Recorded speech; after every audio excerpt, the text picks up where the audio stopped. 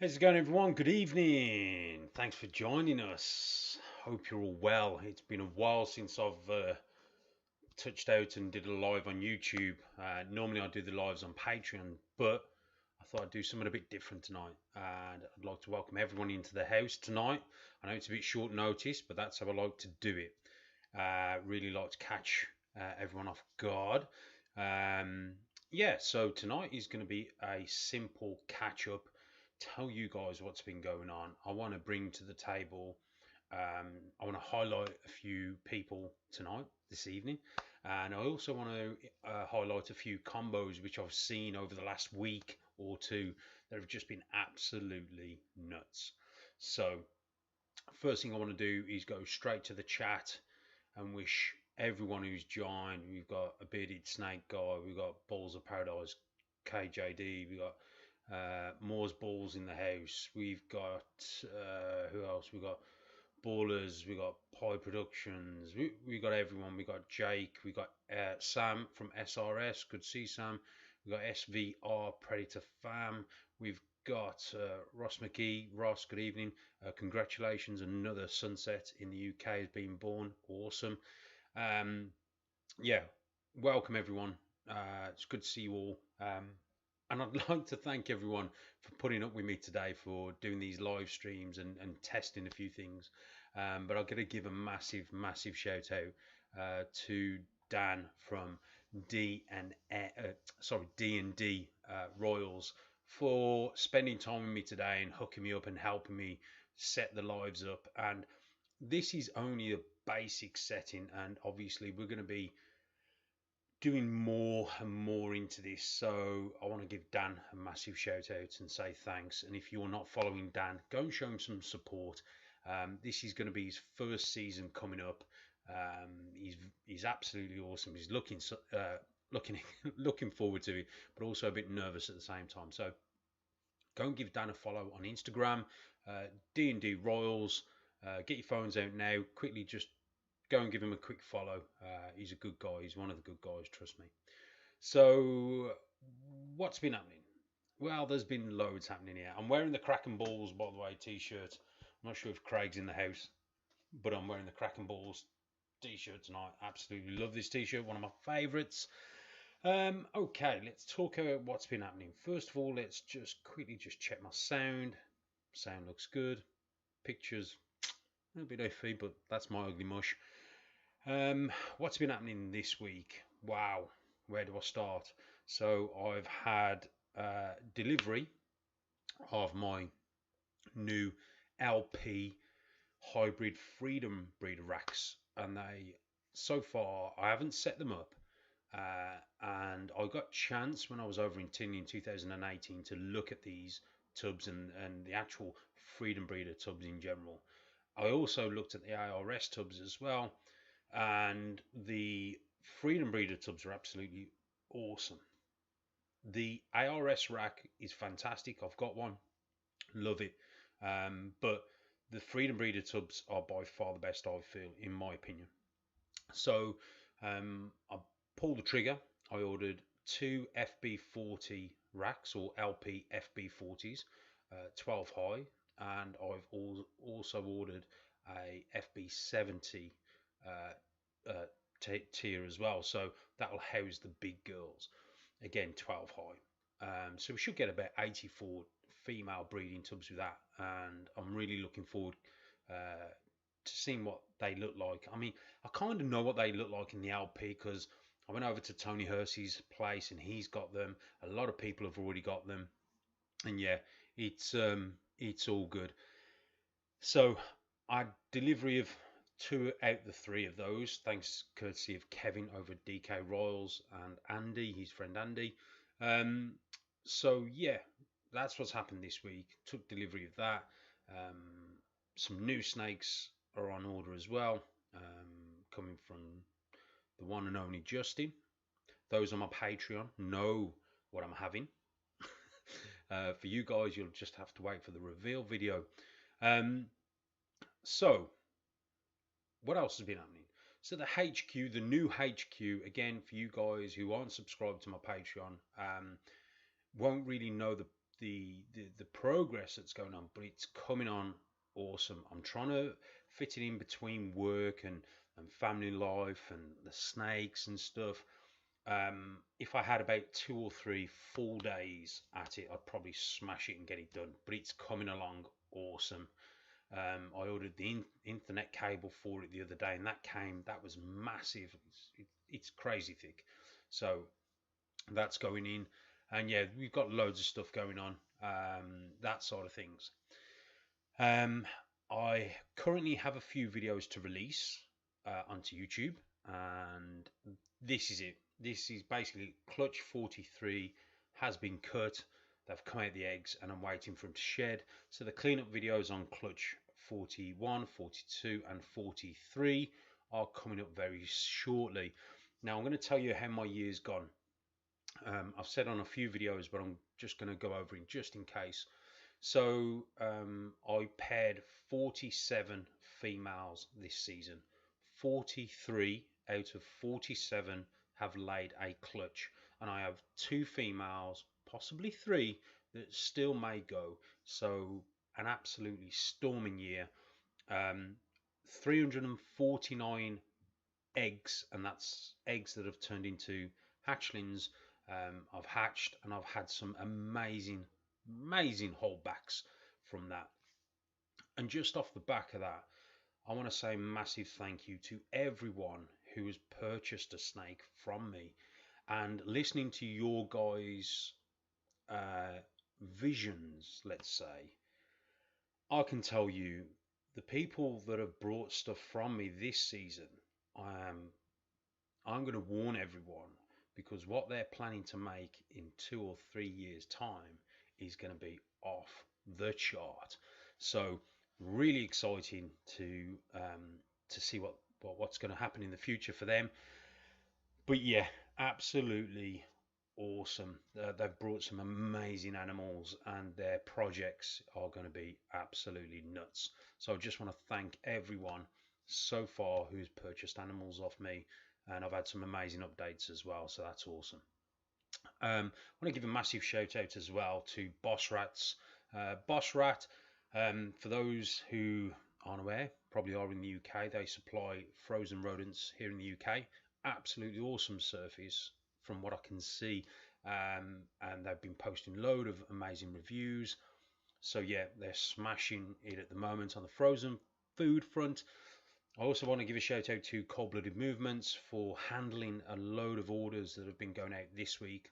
Craig, the driver, he came and picked up some amazing snakes from me yesterday or Friday. Kind of lost track of the days. So yeah, handled really professional, really fantastic. Really pleased with their service on their end. So quick shout out to those guys. What else has been happening? Ooh, oh, my Sunset Posset Albino, Posset Ultramel is now 100% Het Ultramel. He's proven out. So the Sunset, you can guarantee, you know me, I love my Ultramel stuff. So the Sunset will be going to some Ultramel stuff to produce some visual Ultramels that are 100% Het for Sunsets. Off the back of that, really looking forward to this coming breeding season. Been looking at a few plans and what I want to do, but the main concentration at the moment is getting the HQ up and running, and obviously the new racks up and running, and the snake settled in. So that's the first thing I'm going to do, and get ready for, hopefully get it all in time ready for the next season. So yeah, so that's kind of what's been going on this end. Loads and loads of work, really busy with work at the moment, and there's just loads and loads going on. So I want to touch on a few things. I'm going to pull my phone out here because I want to grab some stuff I've seen on Instagram that I want to give you guys a quick rundown on. Where are we?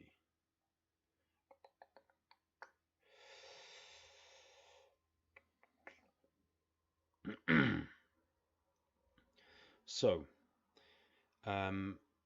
Reptile Creations have created, or they've managed to produce a pastel Mojave puzzle, which is absolutely nuts. I mean, I'm being a bit lazy, but hopefully you guys can see that. No, it's not going to work. Maybe. I promise in future I'll be pulling them onto the screen instead of showing you via my phone. But they absolutely nailed it with that combo, and Joel over at State 48 Exotics has picked it up. In fact, Joel's just joined us in the house. How's it going, Joel? Great, thanks for joining on, my friend. Good to see you. But that is one amazing animal. The other animal I want to touch on is Ozzy. Is just knocked it out the park lately. Ozzy's done just this season. He's worked so hard and he's absolutely nailed it. And you guys have been supporting him, and you know you'll agree with me. He's absolutely nailed it. The other thing is Justin's done us all proud again. He's kind of done us again regarding the Super Chocolate Clown. The Super Chocolate Clown just gives us another way of producing some sort of amazing clown combos for us to work with and produce and sort of look at and just drool over. So yeah, absolutely amazing. Well done, Justin. Really buzzing about that. So what I want to do is just jump over and just say a quick hello to everyone else who's joined us. We've got Zoe from Northern Balls. We've got who else? We got where are we looking? Ridiculous Reptiles. We've got Excite. We've got PJ Pythons, Yorkshire Constrictors, Ellen J and Noah TV. Yeah, we've got Lee as well. So yeah, so we got loads of people joining in. We've got 39 people in the house at the moment, so I hope you're all well. Guys, feel free if you guys want to ask any questions that you feel are relevant to the chat tonight, the live chat. Go ahead, knock us out some questions and I'll go through it and I'll answer some. So with that being said, the last 3 clutches I've hatched, believe it or not, clutch 41, 42, 43. I actually got the males wrong, and the males that I thought side the clutch actually didn't, and it was the backup males. So I'm going to do a little video on those and basically talk about why backup males are so important to your breeding plans. And this is where a lot of breeders fail, or a lot of people sort of, forget to add, the males, the backup males to the breeding plans. We have this sort of idea, this dream that we're going to breed this male with this female, and they're going to produce these babies, and you're going to make the perfect clown pied ultra male exantic sort of crazy combo. But yeah, it kind of doesn't always work because maybe the male isn't up for it, maybe the female's not interested in the male, maybe it's a compatibility thing, maybe the female or the male aren't ready. This is where backup males are key.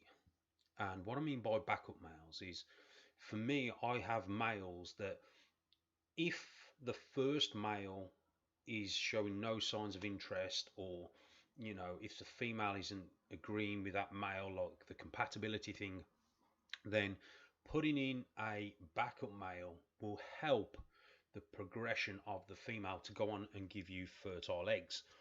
Now, later on down the pairing, so if you're doing the once a month pairing, you will be able to sort of maybe slip in that original male into the pairing, and you may be able to get that original male to side the clutch. So it's always important. Backup males play an important part for that type of thing. So guys, if you are getting ready for your first season, or if you're getting ready for your next season, just consider those backup males. Yeah, they are really, really important. I just want to give a shout out to a few more people that have joined us. We've got Nick White, we've got Mike Webster, we've got Malcolm Morph, we've got Obi. Yeah, so how you doing, guys? Hope you're all well. Thanks for joining in. So I'm gonna have a little bit of a rant at the moment, and this is a most people like rants, and I haven't done one in a long, long time. Um, but I want to talk about starting up a YouTube channel, and I'm seeing and I'm speaking to a lot of people who are coming into the hobby and they want to start up a YouTube channel because they feel that's what you have to do.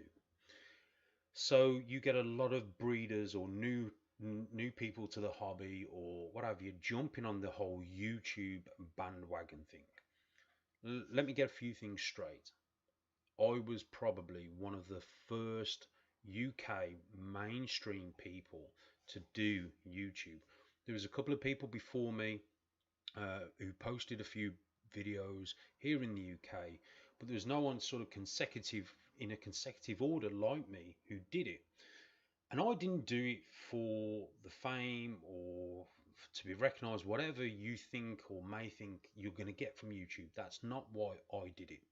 I did it to help people, to give people an indication that, look, I'm going through this issue. This is what I found cured the problem or helped with the problem, and I'm going to share the information with you.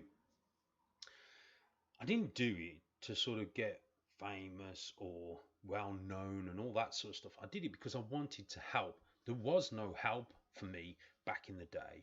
I had very little help. And that's why I have to thank, and I feel I have a lot of close connections to people in the pond, and that's why I work in Fahrenheit and not Celsius, because there was a lot of people in the States who wanted to help me, who, when I reached out to them, never even brought a snake off them. They helped me. There's a few people here in the UK that helped me, don't get me wrong, but majority of my help when I was learning came from over the pond. And again, there was a lot of people over in the States doing videos on YouTube, like Brian Gundy, Mark from Balls2U Ball Pythons, Juggernaut Reptiles, Granddaddy Herbs, and a few others. And sort of they were kind of like they were very they always did videos, they were very, they did things and they did things right, and sort of like they were all very helpful, and we all wanted to help each other and we all supported each other. Now what you'll find nowadays is everyone thinks that coming into the ball python industry or hobby that they have to start a YouTube and that's what they have to do. And I want to put it to you guys and say, don't. If anything, don't do a YouTube channel. Don't do a YouTube channel because it's not what it's about. And then what happens is the people who do a YouTube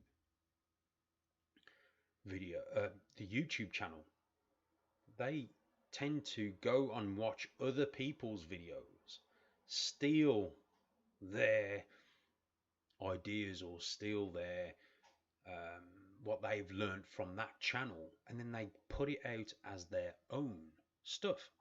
And they've never done that, or they've never learned that. They've just learnt it from someone else's channel. Now, the one thing you'll get from me, if I learnt something from someone, I will say, I learnt this from so and so. I give knowledge and recognition to that person. Like, for example, Mark Mendek over at Marcus Jane. His breeding section on his web page, he was the first reptile person to talk about, or the first ball python person to talk about the 3 winters and put it out there. Okay, then a few people have mentioned it and talked about it and said, I give them 3 winters and this is what I do, but they haven't been doing it long enough to give them 3 winters. And that's, we're talking about the females giving them 3 winters before you breed them. And so straight away you smell a fish, straight away you know it's BS. Okay, so what they tend to do is put stuff out and claim it to be theirs, and it's not. And I get people want to help, but if you want to help, just say, go to Mark's page, have a look at this. He talks about doing the 3 winter things.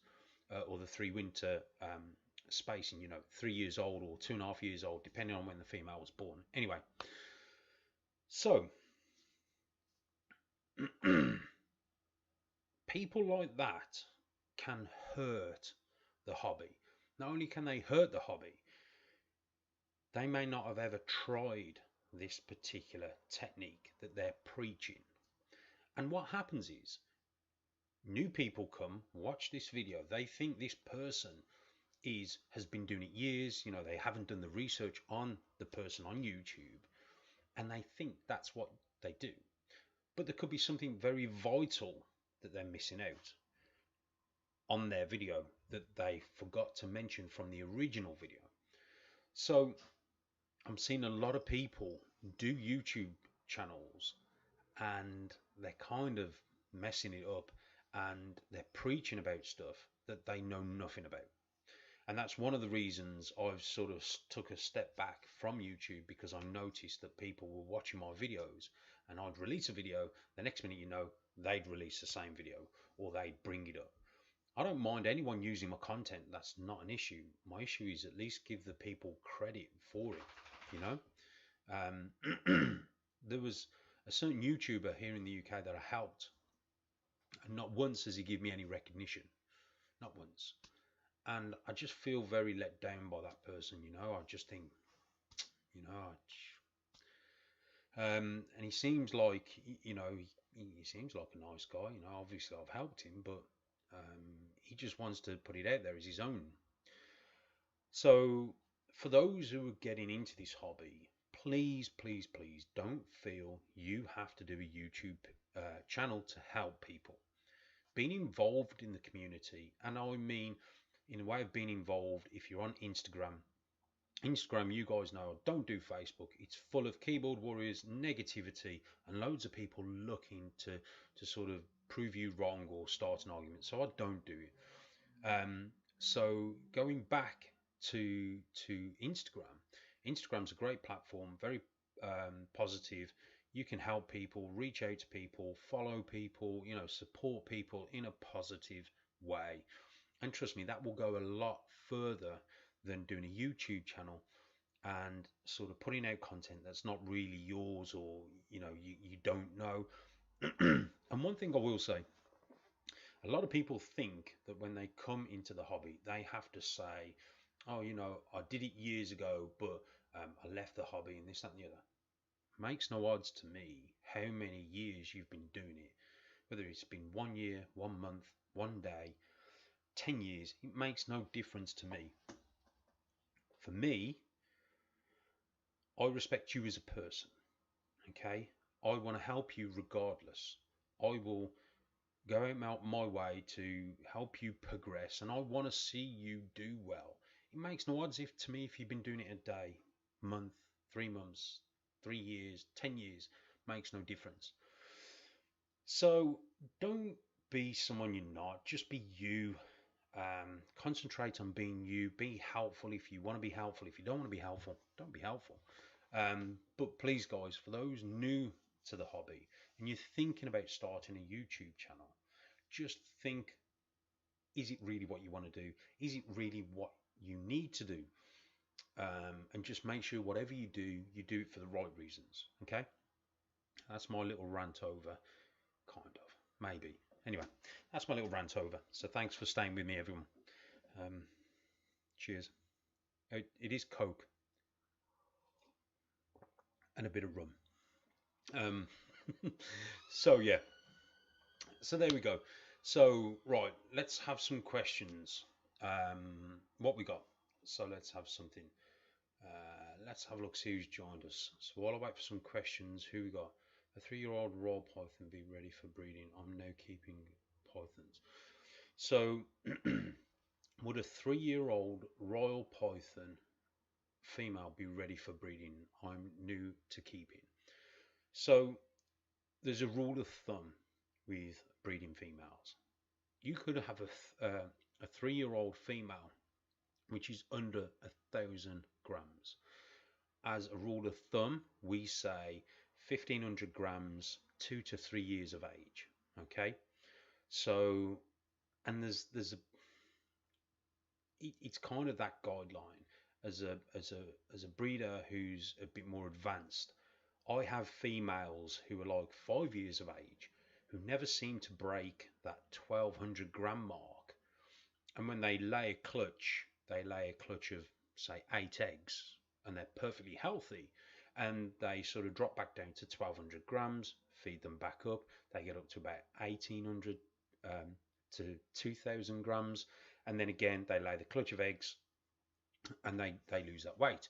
But you know, the females are old enough, they're mature enough, so there's a lot more than just, you know, 3 years of age. You need to look at the body tone, the body, how they're feeding, how they're reacting, you know, read their body language. So as a rule, 3 years of age and 1500 grams. Okay, cool. Right. Did you buy the male from Justin? I was going to buy. So Ballers Garage or Grange, can't see very well. Gavin, did you buy the mail from Justin? I was going to buy. I don't know. I don't know. Can't answer that question. Sorry. Riverbank Reptiles, did you do any jazz pairings this year?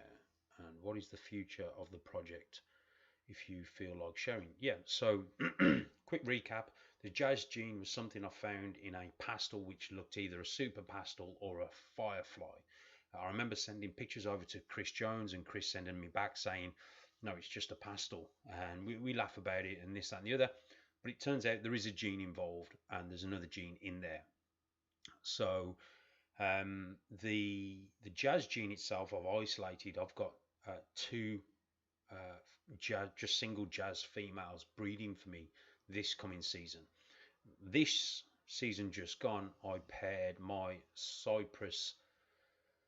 ivory cypress to the original jazz pastel female, and I produced what I believe to be I produced two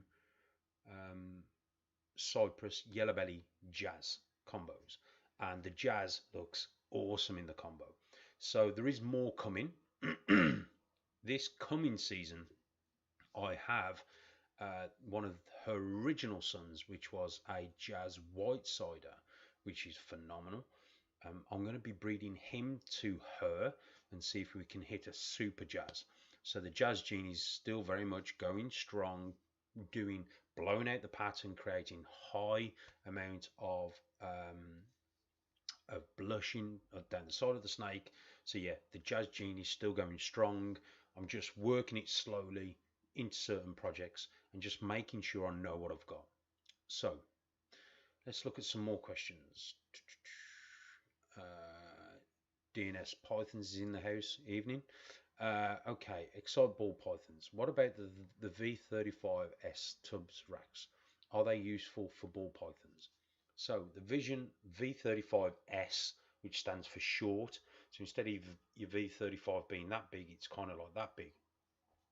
They are great for ball pythons. The only thing, and I had a rack of those, the only issue I found with them was when a snake used to get the rodent and coil it, you couldn't really shut the tray because the snake was coiled bigger than the gap in the tray, so it was very difficult to shut. But other than that, they work really well. So yeah, they work absolutely fine as far as I'm concerned. So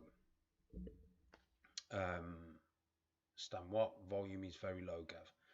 Well, on my meter it seems to be looking good, but you guys tell me. Is okay. We got DK Royals in the house. Your razor broke, dude. Yes, my razor broke. I've had a very hard weekend, Kev. Very hard. Working hard. All that sort of stuff. So yeah. Okay. So the bearded snake guy is out of questions today. I just answered a few of yours on the old Instagram. So, what is the difference between Lucifer and fire? As I have both. Nick, I don't know. I really don't know. Kevin might be the best person to ask about that. But knowing Kevin, like any of you guys who've been in the hobby long enough, knows Kevin. He's good at marketing his own genes and that sort of thing. And when you do get to speak to Kevin, if you speak to him, ask him to show you a single gene odium. Okay, bit of sarcasm there. Okay, let's go down. Let's have a look. Baller's Garage. No, it wasn't a pastel freeway pied. No, I've already got two of them. Okay, right. What else we got going on? Zoe at Northern Balls.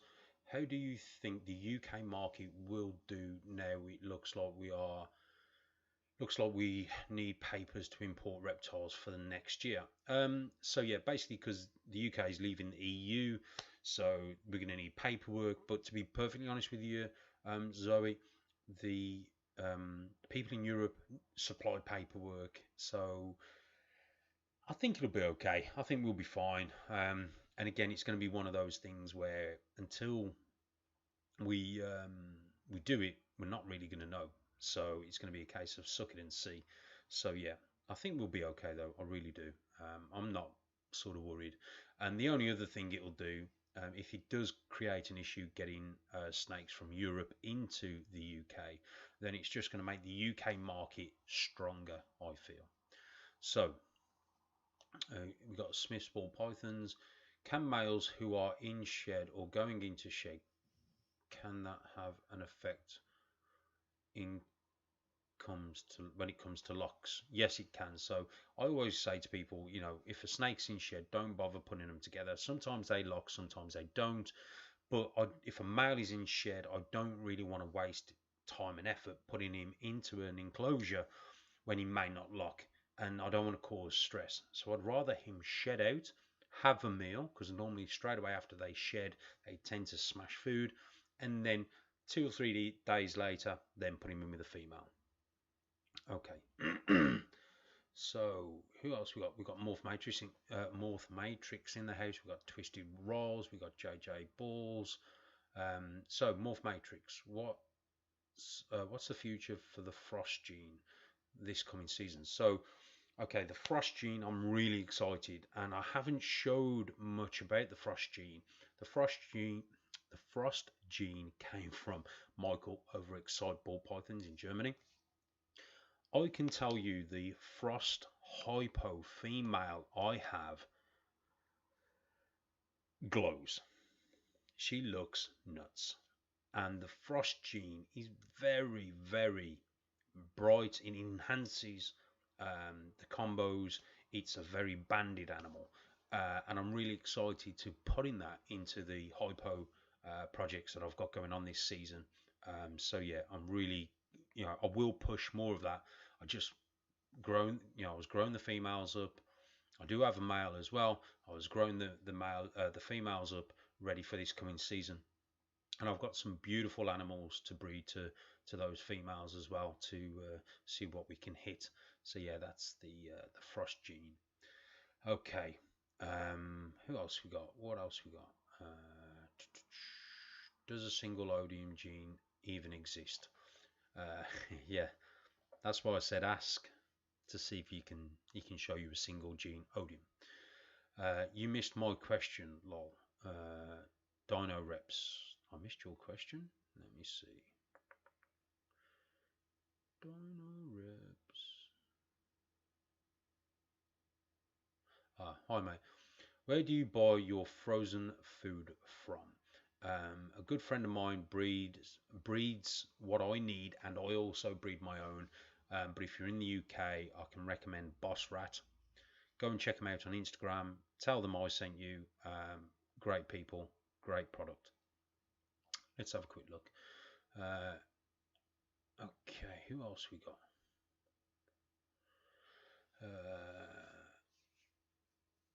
What does a frost look like? Check out Excite Ball Pythons on Instagram.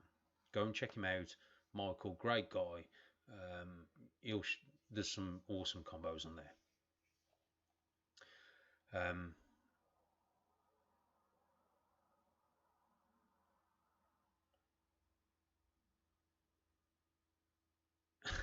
So Ross McGee reptiles. I think I'll delete my ultrasound video after your rant, mate. I got the same machine as you, but I can't remember if I shouted you out on that one. No worries, dude. That's okay. You're not the people I was thinking of. But no, that's cool. I hope you like your ultrasound video, because your ultrasound machine, because I do. I love mine. I know Kevin over at DK Royals has got one as well, and he loves his. So we've got Mags Morphs in the house, along with Inky G's. Good evening. You missed mine too, but that's okay. Questions. I'm missing questions. Sorry, guys. I'm trying to pick out the questions as best as I can. Where are we? So,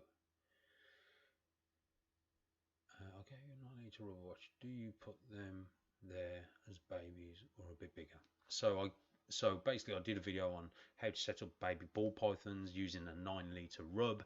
So a 9 litre rub as babies. When you say babies or a bit bigger, is it hatchlings that you're producing, or is it babies that you've brought? Because if they're babies you've brought, they should be well established for a 9 litre. Really useful tub, provided there's lots of hides in there if you're working with the 9 litre tubs. If it's something you've hatched, then I suggest something a bit smaller. Now, I used to use, back in the day, Wham did a box, and they come in a pack of 5. It wasn't the shoe boxes that I used for the incubation.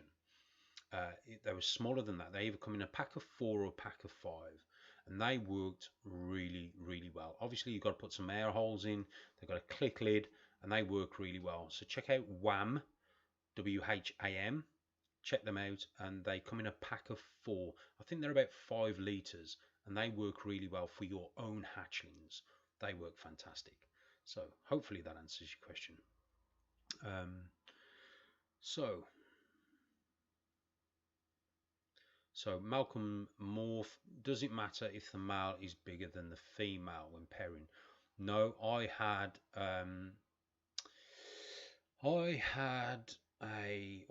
have some rather big males, and they are bigger than some of the first time breeder females, and it's kind of like the big males can sort of show the younger females sort of the way forward. So yeah, it's not a problem. Like I said, males being bigger, I tend to use those bigger males as backup males. So I've got like a big sort of fire clown, and I've got my first original pastel spot nose, which, by the way, I am letting go most of my original breeder males moving forward. So if you guys are interested, hit me up on Instagram and I'll send you the list over.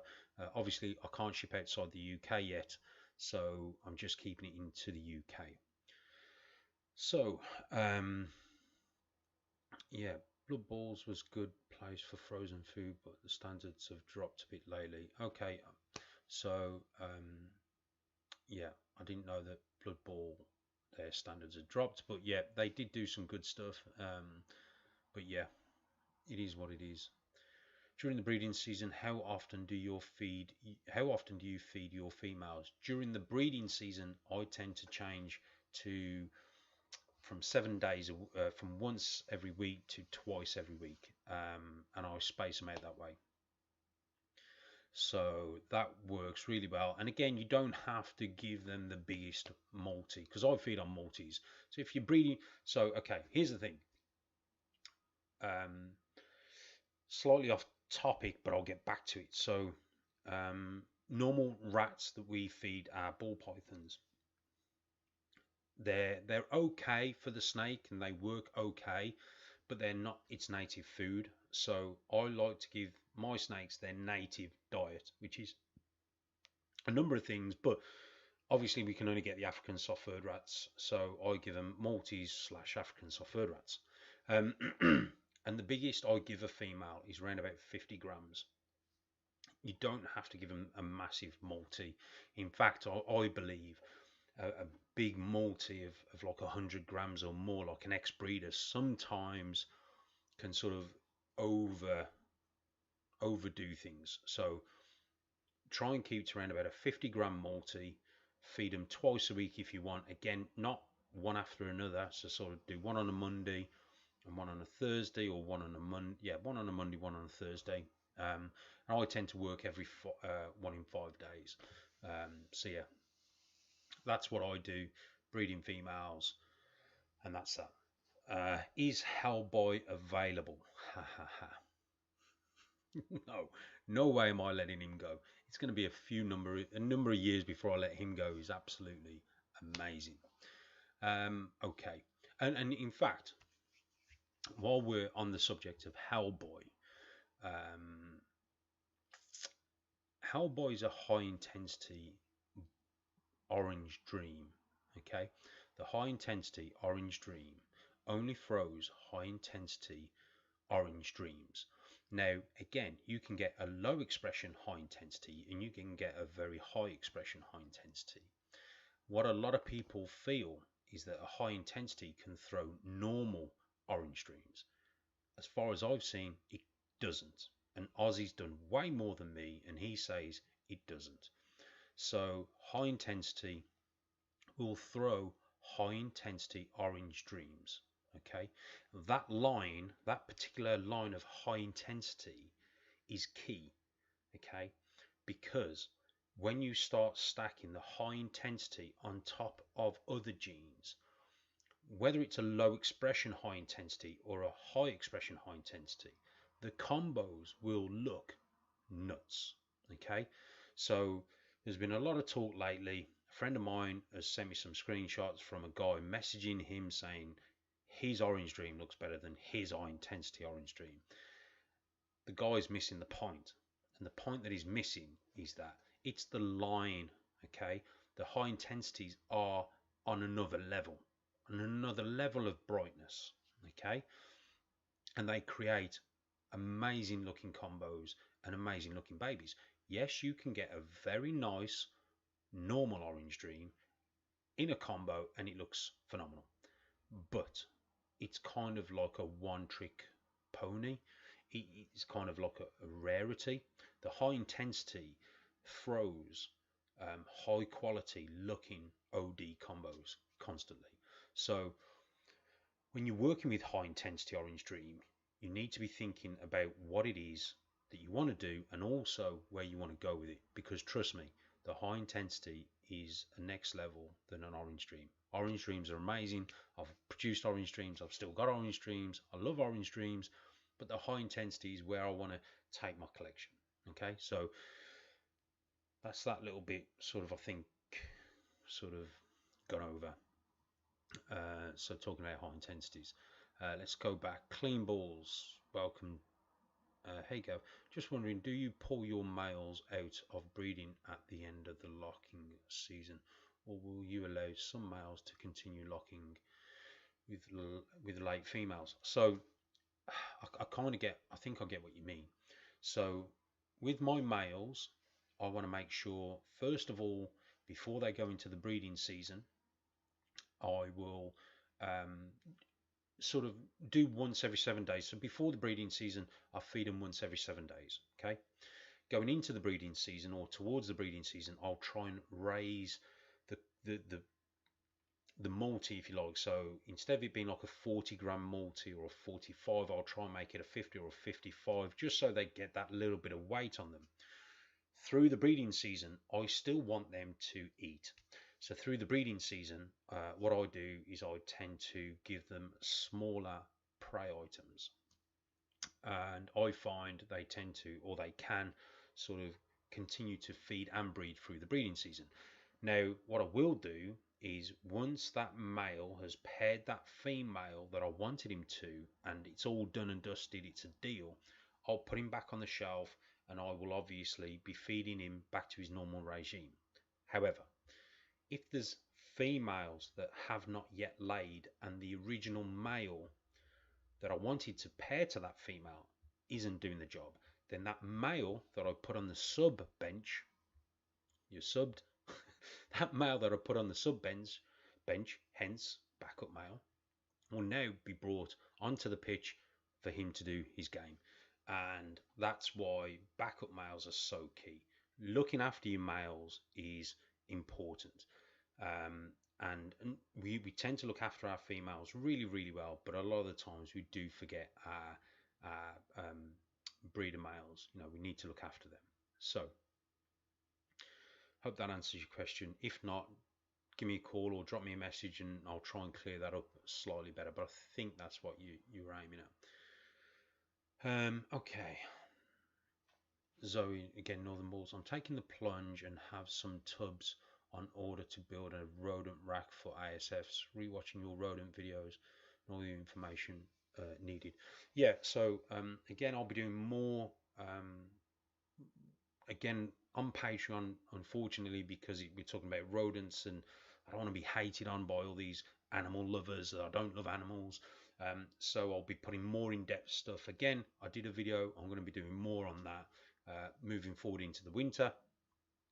So yeah, and if you are breeding ball pythons, and if you are sort of thinking about breeding ball pythons, you need to think about breeding a small colony or two of rodents for your hatchlings. You will need live guys. It's facts. Let's have a quick look. Apex Exotics is here. I want to breed Maltese, but I don't have any space. Okay, my Smith's ball pythons. My 3-year-old is constantly taking tub of me to watch your videos. My 3-year-old is constantly taking the tablet off me to watch your videos. Thanks, and give your 3-year-old a massive high five from me. That's awesome. I love, and that's one thing I love. I love it when someone comes to pick up a snake, or I'm talking to people and they say how much their kids really enjoy watching the videos or watching stuff. For me, I think children getting involved in this, I learned more through genetics doing this hobby than I did when I was at school. So now I understand why we have blonde hair. Or I do have blonde hair, by the way, guys. I do promise. And why blue eyes and brown hair and all this. I've learned more through breeding snakes than I have this. Than I did at school. So doing this is important. I think bringing the kids in and the family involved is key. My daughter is now not happy as you're not cutting eggs. Videos coming soon, I promise. Smith ball pythons videos are coming soon, trust me. Okay, so we got Nick White. I am changing from Herp Exotics to LP3 FB10s. It's room temperature 75 to 80 Fahrenheit. Okay, yep, Nick, that temperature is perfectly fine, my friend. Herp Exotics. So I'm going to do a video on racks because obviously I'm getting rid of all my old racks, and I love my old racks, but I'm swapping on to the LP. The Herp Exotic rack is perfect for being in a room like the living room, a dining room, a bedroom where the door's always open, people are coming in and out. The Herp Exotic rack works amazing for that sort of stuff. It really does hold the temperatures really well. If you've got it in a room, in a reptile room, it probably holds the temperatures too well. So the Herp Exotic rack, again, if you're buying racks, you need to look at where you're going to be keeping them and where they are in your house or where they're going to be situated, because the rack is key for that. Okay, so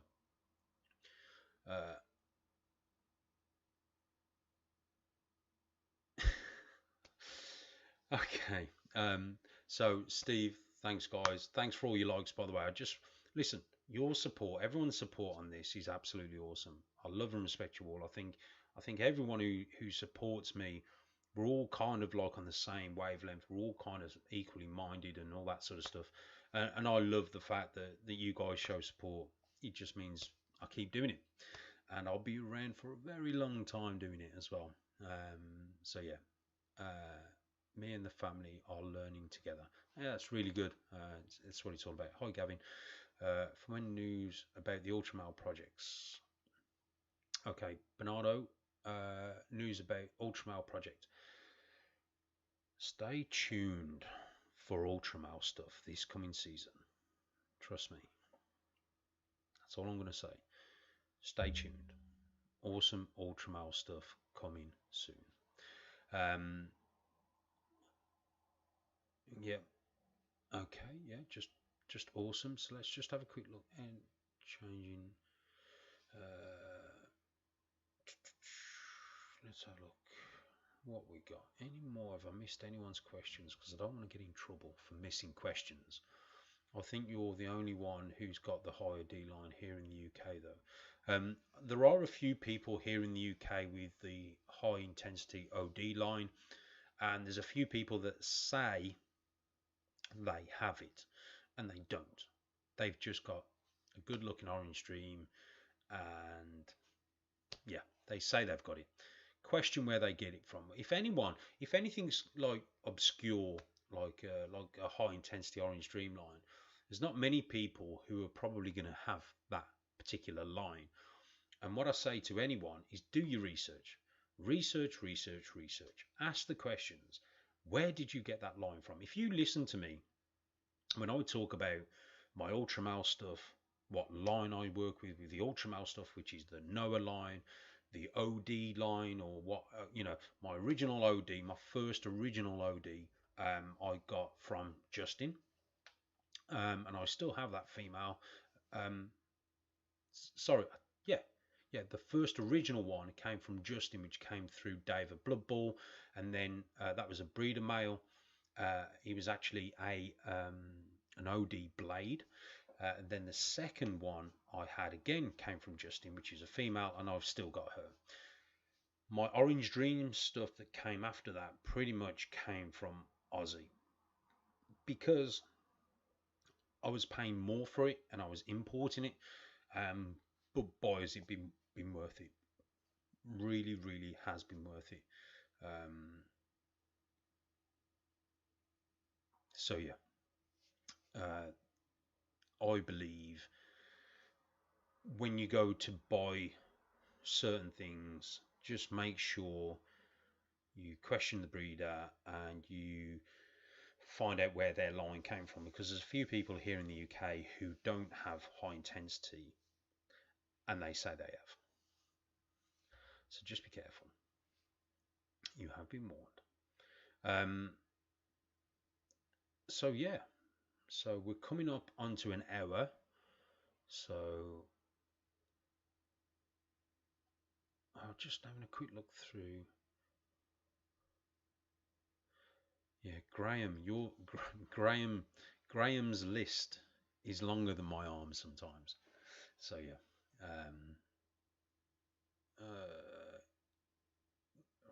So Riverbank Reptiles, in your video with treating RI, the liquid you use is comparable to what in the States. So I did a video on helping to treat an RI with a less invasive method than injecting like antibiotics into the snakes. And I'll tell you this straight: antibiotics in cold-blooded animals, reptiles, is a 50-50 chance. A lot of people think it's an antibiotic, it's da-da-da, but you always get from the vet, yeah, it may die. Why should it die if I'm giving it antibiotics? And that's because the fact of it is, the antibiotics, we don't really know how they have an effect. Some take to it very well, some stress out, and it creates issues. So be very careful with antibiotics. But going back to treating for an RI, so I use an antibacterial killer, and in particular, I try and make sure it kills 99.9% of bacteria, and it will say on there the bits of bacteria like E. coli, all that sort of stuff, and you can pick it up anywhere. All I'm saying is just be careful. These are chemicals, obviously. At the end of the day, I've never had one hurt one of my snakes, and there's a lot of people who have done it that way and they've never had any issues either. So just rewatch that video, just make sure you know what you're doing before you go ahead and do it. But it's certainly a lot less invasive than treating with that sort of stuff. F10 without detergent in the States. There you go. So yeah, F10, I've never used F10 because I had a big saline drip that I normally buy from the vets, but it just became too expensive. And when I did the research and the chemical values on it, I actually found that there was stuff on the shelf that was a lot less cheaper than actually buying F10. So look at that, look into that. Um, so yeah, and that's one thing I've noticed as well. The minute it says reptiles, the price goes up, it shoots up. If you've got tubs for reptiles, the price shoots up. Certain thing, hides. Here's a good one. Plastic hides for snakes shoot up. It's crazy. So anyway, I'm going to wrap this up, guys. Anyone else? Any questions? I have some females from the beginning of 2019, and they are now with. I feed them every 7 days if they want it or not. I usually use. Okay, so Bernardo said he's basically got some females, 2019, that are now 1,300 grams. Again, depends when they were born, etc., etc. But just because they're 1,300 grams doesn't mean they'll breed. Fact, you want to make it's the maturity thing, and I do believe there's signs to look for. But it's a maturity thing. You need to make sure that the females are mature. Okay, facts. Don't go rushing to breed your female just because she's at 1,300 grams and it's close to the 1,500 gram mark. It's the maturity thing as well. Okay. So, anyway, I'm going to wrap this up, guys. Again, I want to thank you all for joining in. Please go over and give D&D Royals a follow on Instagram. He's helped me set up this beautiful, wonderful layout, as you see. So without Dan coming with me to the house today and helping me set this up, it was fantastic. So thanks a lot, Dan. But again, go over, show him some love, show him some support. Absolutely great guy. So yeah. So with that being said, guys, I'm gonna love and leave you. I've got some more videos to post for you this week, so stay tuned. Thanks for everyone for joining. Absolutely awesome again. Love and respect you all. Take care, and I'll see you guys in the next one.